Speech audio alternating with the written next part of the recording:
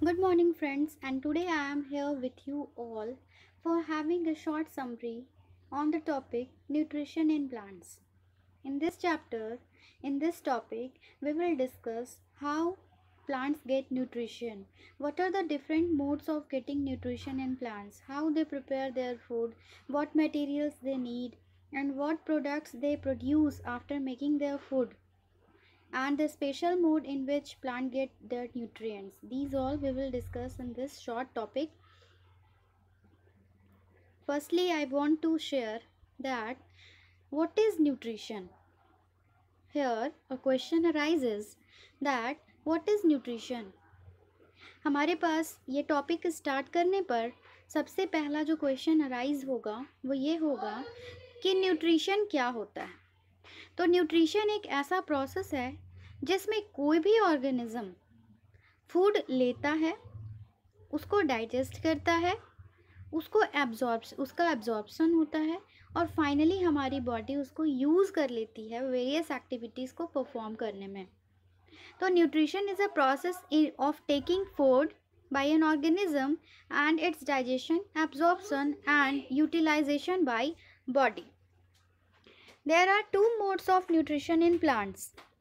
First is autotrophic nutrition and second is heterotrophic nutrition. First is autotrophic and second is heterotrophic. Auto means what? Auto means self and hetero means depending on others. Autotrophic, heterotrophic and one along with it is a special mode. Autotrophic nutrition क्या होता है? Autotrophic nutrition ऐसा mode है nutrition का जिसमें जो plants हैं वो आते हैं और वो अपना खाना खुद प्रिपेयर करते हैं by the process of photosynthesis. Photosynthesis के प्रोसेस में जो रिक्वायरमेंट्स होती है जिन चीज़ों की, प्लांट्स किन किन चीज़ों को रिक्वायर करता है फोटोसिंथेसिस करने के लिए, सबसे पहला उसे वाटर एंड मिनरल्स चाहिए जो उसे कहाँ से मिलता है, जो प्लांट का रूट्स है वो उसे एब्जॉर्व करके उसे देता है। सॉइल में से कुछ मिनरल्स, वाटर और एक्स्ट्रा जो भी चीज़ें हैं वो रूट्स एब्जॉर्व करती है और प्लांट के अदर पार्ट्स तक पहुंचाने का काम करती है। Second one is carbon dioxide और वो उसे कहाँ से मिलता है? एयर से। आपको पता है स्टोमाटा स्मॉल होल्स है जिसके थ्रू एक्सचेंज ऑफ गैसेस होता है। तो एयर में कार्बन डाइऑक्साइड का भी अमाउंट प्रेजेंट है और वो उस एयर से कार्बन डाइऑक्साइड को लेती है। Third one is chlorophyll. Chlorophyll already green plant के लीव्स में प्रेजेंट होते हैं। और fourth number is sunlight. We all know that photosynthesis is done when only sunlight is available. If there is no sunlight, no photosynthesis takes place. Photo means what? Light. It is carried out only in the presence of sunlight. So these are the materials which they require and how they get, these all are given here. Second one, what are the products prepared after photosynthesis? जब plants photosynthesis कर लेते हैं तो उसके product में क्या बनता है? सबसे पहला ग्लूकोज जो उसका फूड है, दूसरा ऑक्सीजन जो वो बाई प्रोडक्ट के रूप में देते हैं। जो वो फूड बनाए वो उन्हें एनर्जी देता है वेरियस वर्क्स को करने के लिए। दूसरा हमारा ऑक्सीजन बाई प्रोडक्ट के रूप में निकलता है जो कि किसी भी ऑर्गेनिज्म को रिक्वायर्ड है उनके सर्वाइवल के लिए। क्लियर? अब ये जो फूड प्रोड्यूस करते हैं प्लांट्स अपने फोटोसिंथेसिस के प्रोसेस में, वो कन्वर्ट हो जाता है स्टार्च, फैट और प्रोटीन में। और हेटरोट्रॉपिक न्यूट्रिशन में हमारा ये आता है। हेटरोट्रॉपिक प्लांट जो भी हैं वो सारे जो है अपना न्यूट्रिशन कहाँ से ऑब्टेन करते हैं? प्लांट्स से। जितने भी हेटरोट्रॉपिक ऑर्गेनिजम्स हैं जिसमें वैसे एनिमल्स आते हैं, ह्यूमंस आते हैं, नॉन ग्रीन प्लांट्स आता है, और उन सबको जो अपना खाना मिलता है वो किन से मिलता है? प्लांट से मिलता है। तो ये आ गए हेटरोट्रॉपिक न्यूट्रिशन में। अब हम लोग आते हैं स्पेशल क्या क्या मोड है। ये दो तरीका तो हम लोगों ने जाना कि फर्स्ट इज़ ऑटोट्रॉपिक जिसमें वो सेल्फ प्रिपेयर करते हैं, दूसरा हेटरोट्रॉपिक जिसमें वो प्लांट्स पर डिपेंड होते हैं अपने खाने के लिए, और तीसरा हमारे पास कुछ खास स्पेशल मोड भी है जिससे जो कुछ प्लांट्स हैं वो अपना न्यूट्रिशन डिराइव करता है। जिसमें सबसे पहला हमें पढ़ना है इंसेक्टिवोरस प्लांट्स। इंसेक्टिवोरस प्लांट्स वैसे प्लांट्स होते हैं, जैसा कि नाम से ही सुनकर लग रहा है, इंसेक्ट्स से बना है इंसेक्टिवोरस।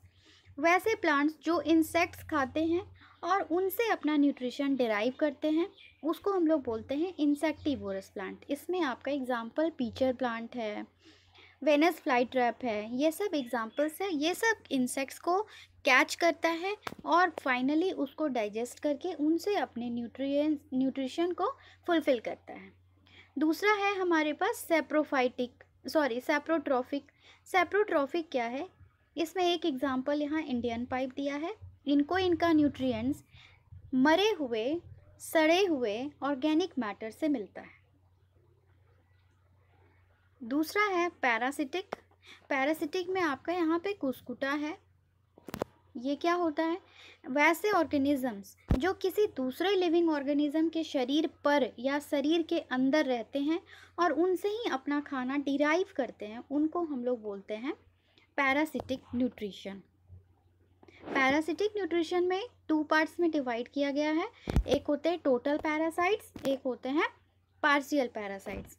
पार्शियल पैरासाइट्स वैसे प्लांट्स हैं जो टोटली किसी अदर पे डिपेंड नहीं होते हैं अपने फूड के लिए या अपने न्यूट्रिशन के लिए, बल्कि कुछ चीज़ वो खुद करते हैं और कुछ चीज़ जैसे फूड वो खुद प्रिपेयर करते हैं, लेकिन वाटर एंड मिनरल्स के लिए वो किसी और पर डिपेंड होते हैं। तो वैसे प्लांट्स पैरासिटिक में आ गए, तो सॉरी पार्शियल पैरासिटिक में आ गए।